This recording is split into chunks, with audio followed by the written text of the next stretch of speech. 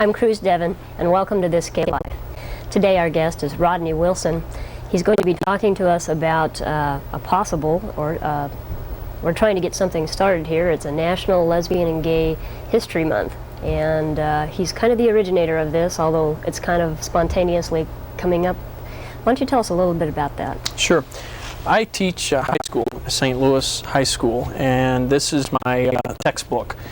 This textbook, which has about 800 pages in it, does not ever, in even one sentence or a fragment of a sentence, say that gay, lesbian, or bisexual people have ever existed in what we call the New World, either pre or post-Columbian invasion. We are not in this book. When I began to think about the fact that we're not in the book, that we are not talked about, we are not discussed, in the fall of 1993, I thought about the need for something like Black History Month, which is in February. If you look at the history of Black History Month, it began in 1926 with a man named Carter Woodson, who was a historian of African American life. He began what was then called Negro History Week.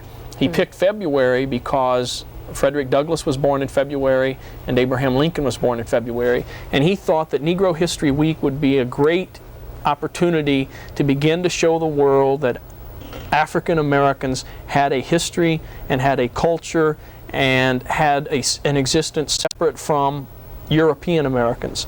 That, of course, now is African American History Month in February. The same happened with women.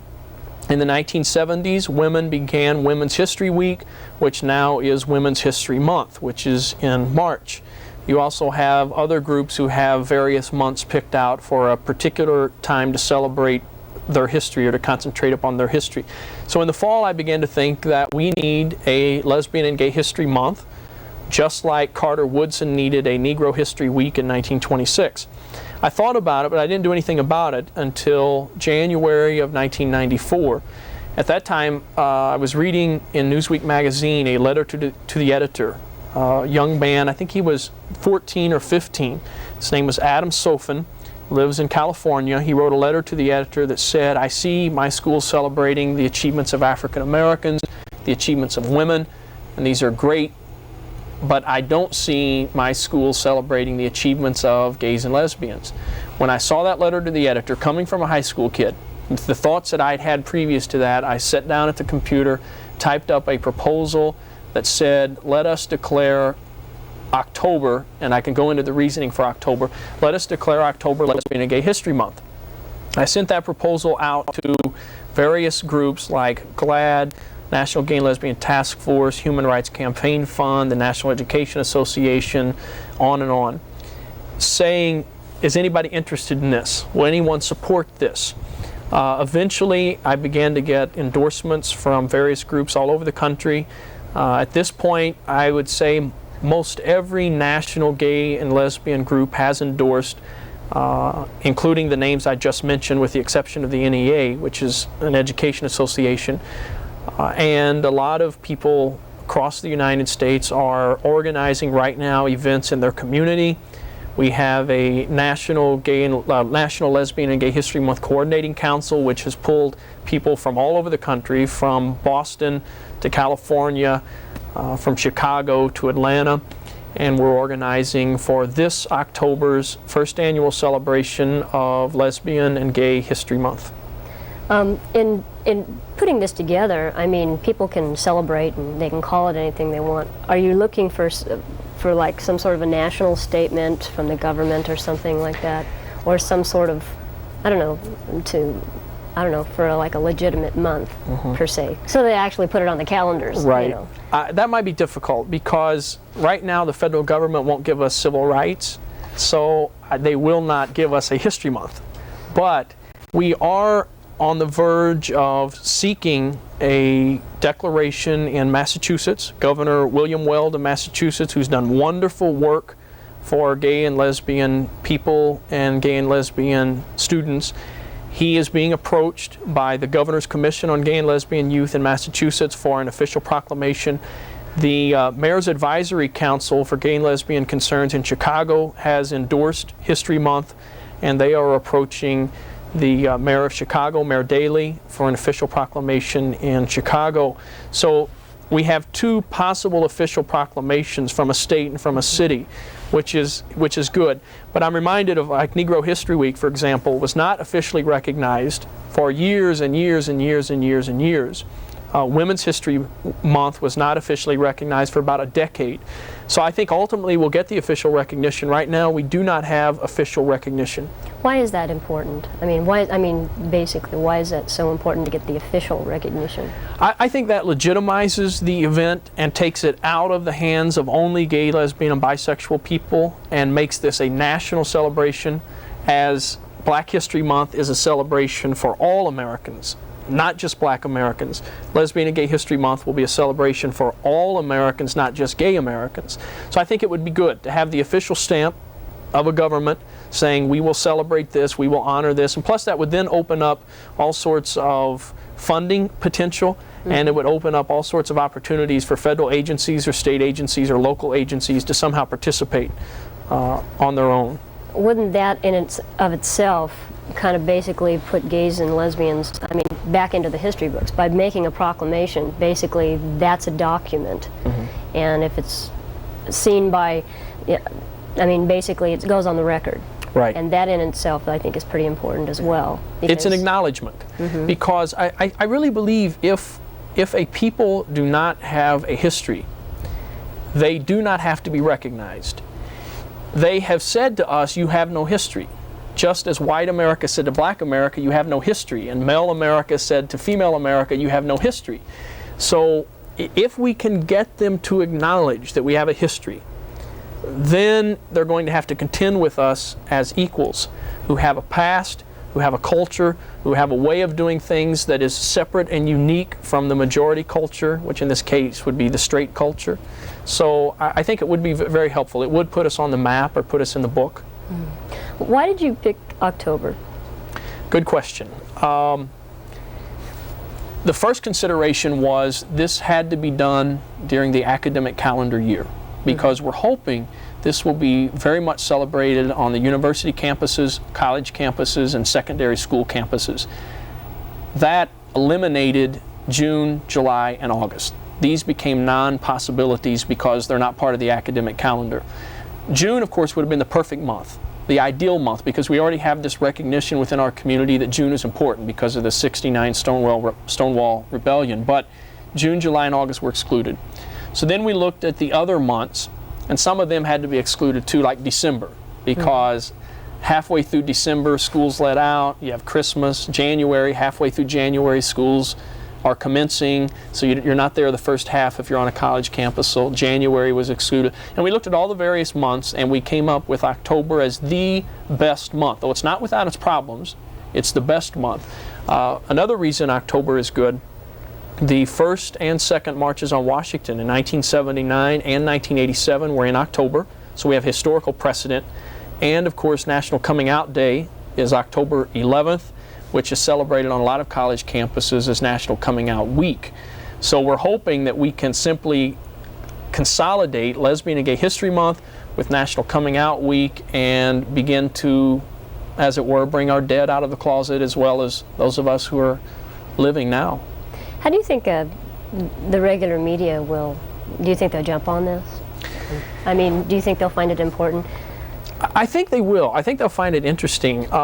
We have contacted various media that are non-gay media, and they have started to look at the story somewhat. I know the Chicago Sun-Times just did a story last week. It's getting a lot more gay press, of course, but some mainstream press is looking at the story as well and beginning to write about it. And we're hoping that a lot of people will get involved with it, and a lot of straight people will get involved with it, and straight press will get involved in it. And it's not something that's just in the gay community. Well, that is what has happened with African American History Month as well, and women, because basically, some of the best supporters of women are men, and we would hope that the entire community would get involved. Who or what? The first thing that somebody's going to ask is, well, there can't be that many of them. It's like, who's in the history that's gay? That's a very good question, because a lot of people assume no one was gay, because they've never been spoken about. No one has ever talked about the gay people. There's a poster here in the back. I think you can probably get a picture of it. This poster was designed by Robert Burley. He is the co-founder of Project 21, which is a group that advocates for accurate representation of gay and lesbian people in school settings. He put this poster together a couple of years ago. There are 57 famous lesbian, gay, and bisexual individuals from history. This poster can be ordered through GLAAD San Francisco, and I'll read some of the names of the individuals that appear on this poster. Socrates, Alexander the Great, Richard the Lionhearted, Michelangelo, Sir Francis Bacon, Peter the Great, Frederick the Great, Hans Christian Andersen, Henry David Thoreau, Walt Whitman, Herman Melville, Chief Crazy Horse, Virginia Woolf, Bessie Smith, Alice Toklas, Gertrude Stein, Tennessee Williams, James Baldwin, Gore Vidal, Martina Navratilova, Andy Warhol, on and on and on and on. So this would be a perfect way, I think, for a secondary school to celebrate Lesbian and Gay History Month. Even just putting up a poster? Yeah, just putting up a poster. This poster comes with a list of all the people who are pictured. It comes with a diagram so you can see which individual is which individual. And I think it costs $10 or something like that through GLAAD San Francisco, so it's very cheap. But there are other books. This book here, Gay Men and Women Who Enriched the World, it includes a long list of individuals, some of which I just read, who were gay, lesbian, or bisexual, who acted and lived as gay, lesbian, and bisexual people. And when we can take their lives and allow them to be a foundation, then from that foundation we can move on. I remember when Ruth Bader Ginsburg was up for nomination to the Supreme Court. In her opening speech, she said, "I stand on the shoulders of Susan B. Anthony, Elizabeth Cady Stanton, and Harriet Tubman." She understands history. She was standing on the history of these great women who lived 100 years before the event that she was being part of, getting on the Supreme Court. We can look at these people and we can stand on their shoulders, and that's from which we can fight the battle, on their shoulders. Well, people might say, well, how do you know they were gay? I mean, did they actually say they were gay? That is a difficult issue. For example, if I had died before age 25, no one would have known that Rodney Wilson was gay, because I hadn't told anyone, I hadn't written it down, and even my mother said to me, when I finally told her I was gay when I was 26, the first thing she said to me was, "Son, I've known for years." And then she told me if I had died, because I had kept the secret, I hadn't told anyone, she said, if you had died, I was going to go through your apartment, and honoring your wish to keep this a secret, I was going to find anything that would show you were gay, and I was going to do away with it. And then I would know your secret, my mother would know my secret, and of course I would then be dead. And she was going to keep the secret for me, and that's what's happened a lot in history. People collect letters and they burn them. Or they go into an archive and the archivist is uncomfortable with a letter that seems to show that this woman had an attraction to this woman, or this man had an attraction to this man, and they keep those behind a locked door somewhere in an archive, and they don't let the public look at them. So it's difficult. It is very difficult to say this person was gay or this person was lesbian. Like the names I just read to you from the poster, I have not researched these individuals. I've not looked into the primary documentation, but I'm trusting that Robert Burley, when he put this together, that he did look into the documentation. But it's a difficult issue. Well, I mean, for somebody like, just say in the recent past, Eleanor Roosevelt, or people, like you said, burned letters, and it's like, they might say, well, you're trying to putrefy history by tainting it, by putting the idea that you are even in some way like these people, and you're nothing like that. First, by identifying someone as lesbian, gay, or bisexual, you're not tainting history, though the opposition would say that. Yeah. That's not a taint. Just like somebody being recognized as gay, lesbian, or bisexual now, that does not taint them. Eleanor Roosevelt is an interesting case. Of course, she was our First Lady from 1933 till 1945. She did a lot of work after 1945, after her husband died, up until her death in 1962. It now seems that Eleanor Roosevelt, at least at times, identified with other women in emotional relationships that could have included sexual relationships. Blanche Cook has just come out with a biography of Eleanor Roosevelt, and it does seem that Eleanor Roosevelt identified with women. This is something that does not taint Mrs. Roosevelt, one of the greatest first ladies we have ever had. This does not taint her reputation. This only adds to who she was as an individual or as a person. But I cannot say Eleanor Roosevelt was a lesbian. I can say some historians contend that Eleanor Roosevelt was a lesbian. Here is the evidence that they offer to support their contention.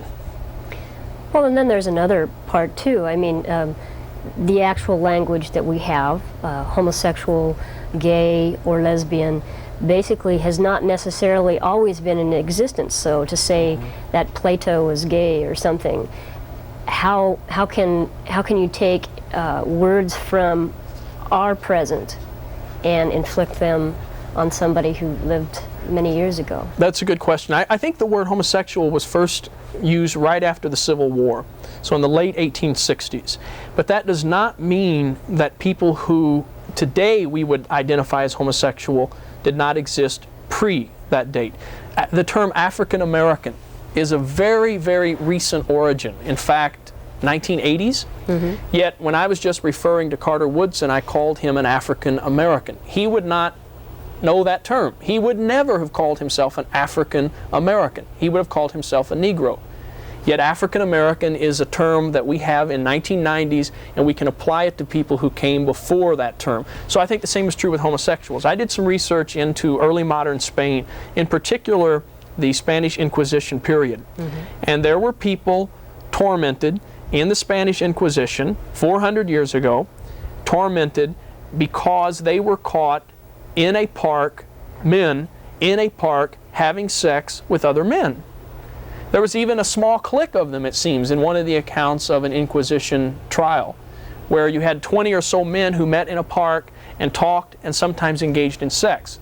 Now, they might not say, I'm homosexual or I'm gay, but they were definitely being punished for homosexual acts.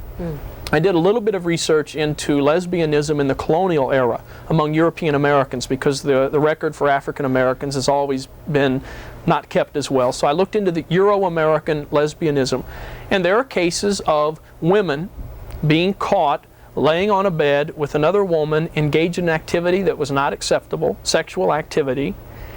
They would not say they were lesbians, but their behavior at that moment was homosexual behavior, even though the word was not coined at that time. Okay, well, okay, so even if we can go ahead and describe them, say that these people were gay because they led lifestyles that were very close to what we would call gay lifestyles in this day and age, does the meaning change? I mean, obviously, because a lot of black people, they were proud to call themselves Negroes at the turn of the century, and now, if anybody says that, it's almost considered a jarring word. The feeling between people and stuff, over history and stuff, does it seem to be continuous? I mean, does it seem to be the same? That's a difficult question. Napoleon said, history is a lie agreed upon. So history is very, very difficult, because I have my perspective on the historical record, you would have your perspective, someone else would have their perspective. Some would say, yes, there's a continuous line of homosexual human beings that goes back to this date, the creation, or the first humans, and it's continuous up to this point. Others say, no, it's very discontinuous. Very much discontinuous, and you cannot say there's a lineage that goes all the way back into prehistory and then comes all the way up to the modern age. I tend to think that as long as there have been human beings on this planet, there have been human beings who, for whatever reason, received their deepest emotional, spiritual, and sexual fulfillment from people of the same sex. So I tend to look at it as somewhat of a continuous lineage. Others do not. Okay, well, if we go ahead and get things put together for Gay and History, or Lesbian and Gay History Month, what kind of things would we do? I mean, people might be shocked and thinking that, gosh, you're going to be celebrating something that's almost against the law, or is a misdemeanor, actually. What kind of things could we do? Well, the Lesbian and Gay History Month, the coordinating council, which is centered right now at Gerber Hart Gay and Lesbian Library and Archives in Chicago, and I understand you have an address for that particular group at the end, they have put together some information packets that would recommend, for example, making certain your local school knows it's Lesbian and Gay History Month, just as they celebrate Black History Month or Women's History Month or Native American History Month. Hopefully they would do something to celebrate Lesbian and Gay History Month, like buying this poster. Call your town library or your city library and say, October is Lesbian and Gay History Month. Are you going to put up a display?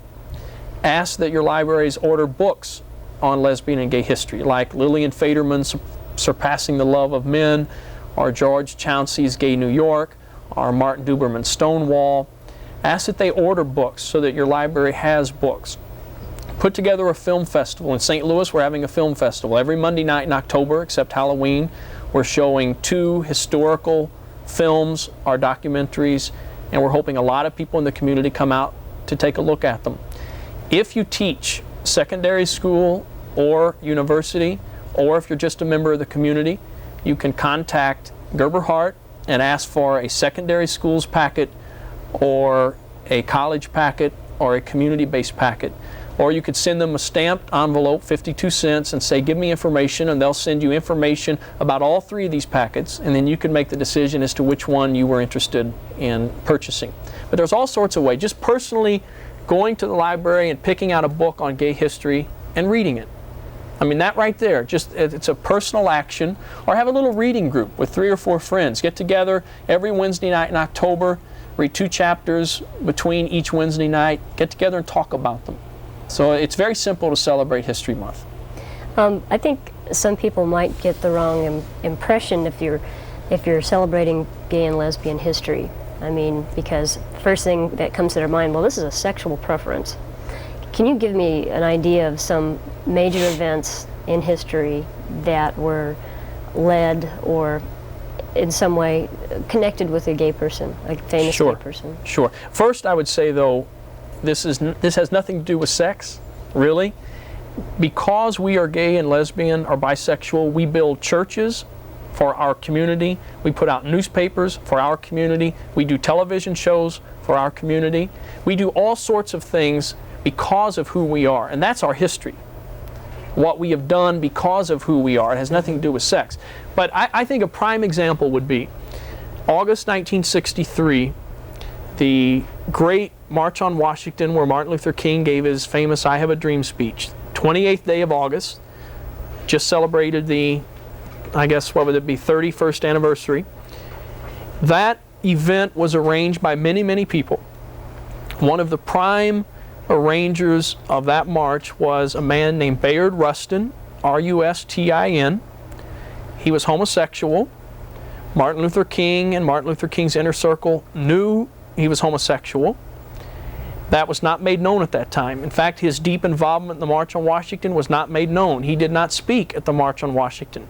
That was not made known. It was kept hidden. At the 30th anniversary of the March on Washington, this past August of '93, when they came together for an anniversary march, Coretta Scott King, Martin Luther King's widow, was there. From the podium, she specifically said, on 2, maybe 3 occasions, said, we now must give equal rights to gay and lesbian Americans. Now that's irony. When at the first march, this homosexual man was kept behind the scenes. At the 30th anniversary march, Mrs. King, a wonderful woman, Mrs. King is saying gay and lesbians must have civil rights now.